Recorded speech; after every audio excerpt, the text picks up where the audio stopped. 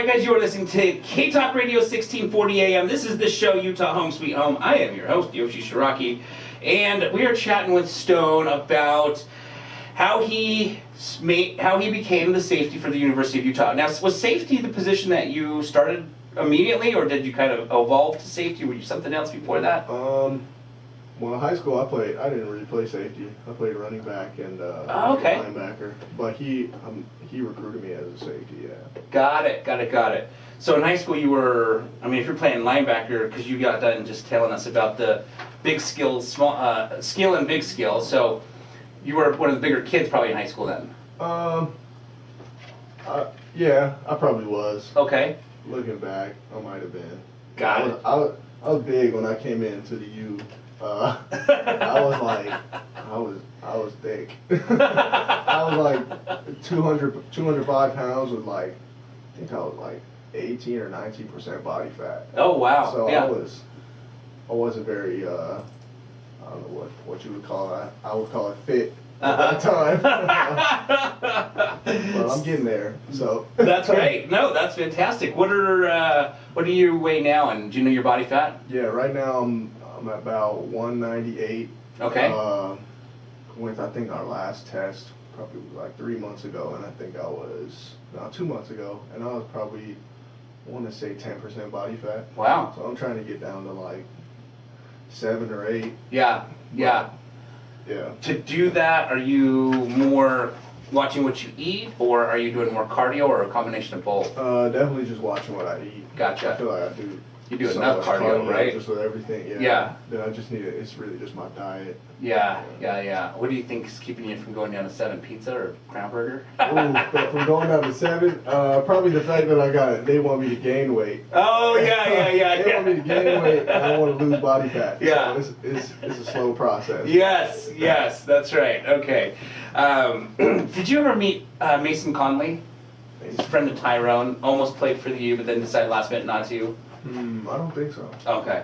I think that was one of the things too that he's a tall kid, like Tyrone's height, and they wanted him to get really big as well. And he's a leaner dude, and he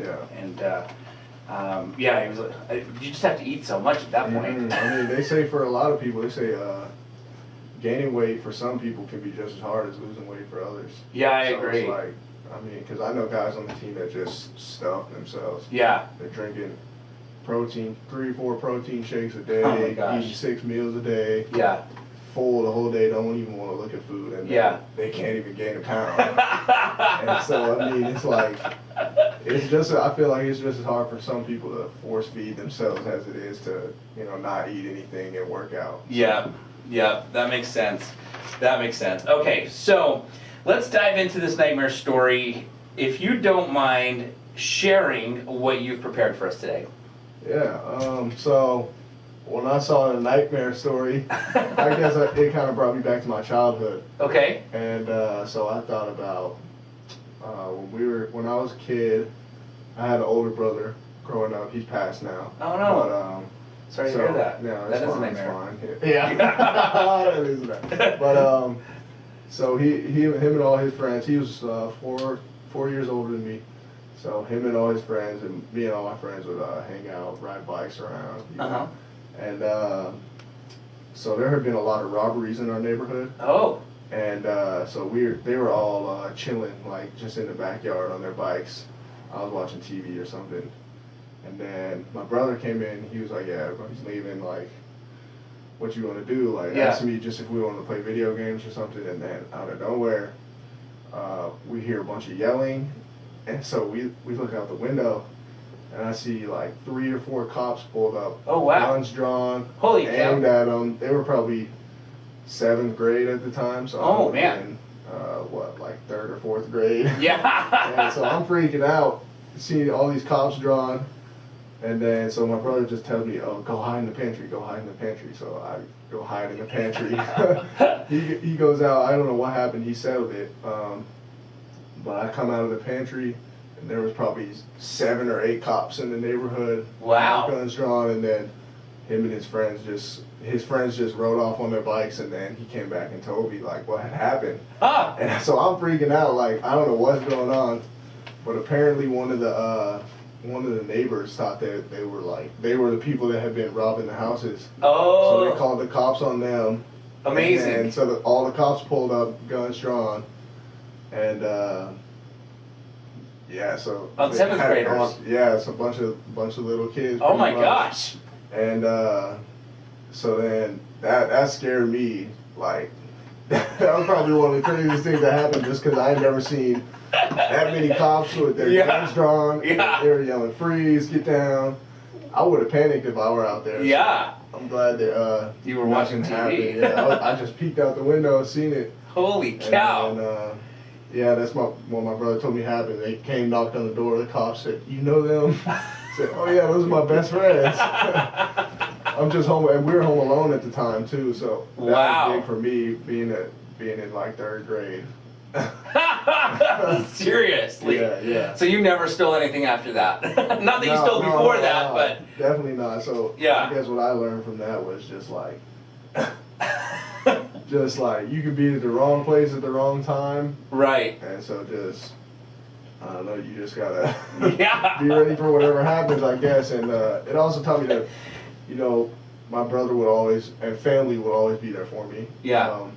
Just, he took control of the situation. I know he was scared being Yeah. a 7th grader. So Yeah, no kidding. Cops pulling guns on his friends. So, Yes. I don't know, it just, he took control of the situation, told me to hide, and it just showed me that, you always got to rely on somebody. Yeah. And there's always somebody that's going to be there for you.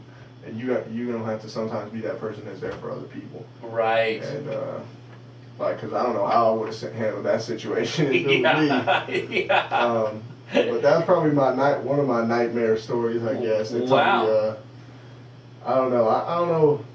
It's hard to pick out like a single individual lesson that I learned from it, but it definitely showed me the reality of life. Like, yeah. Interesting. I wonder what the person on the phone said to the police when they called in, or the dispatch, that made them pull up with guns versus pull up and go, "Hey guys, come over here," and question first. Yeah, it's weird. Because 7th graders, you don't think would be very intimidating. Yeah, they were young. We were definitely all young. Yeah. And I think it's just because there have been so many robberies in the neighborhood. Yeah. They were going in a line too. It was like this house, then the next house next to it, wow. house next to it, house next to it. It was getting down the line. It was getting close to our house too, but we never ended up getting robbed. I think it's just because there were so many of us. I had 3 siblings. Oh, gotcha. And then we were always in and out of the house. Me and my Right. brother were always up late. Yeah. So I think when you have a house like that, they can't predict when you're going to be asleep, when you're going to be gone. Right. Try to stay away from that, I guess. But that makes sense. Mm-hmm. That makes sense.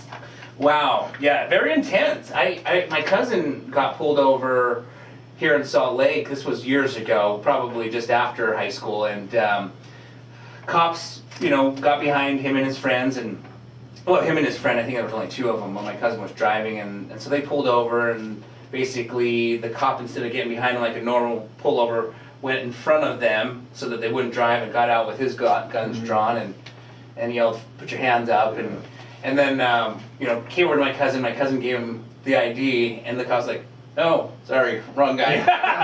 Yeah, it's a stressful job for sure. Yeah. You don't know. Yeah. They don't know what's going on, so it's a tough job. I think that's got to be one of the hardest jobs. Yeah. Just the amount of stress you're under every day. No kidding. And it's pretty. I don't know too much about it, but I know it's not the hardest job to get into. Sure. But it is one of the most stressful jobs. So Gosh, no kidding. No kidding. It's a job that you've got to be pretty qualified for. Yeah, absolutely. I totally agree.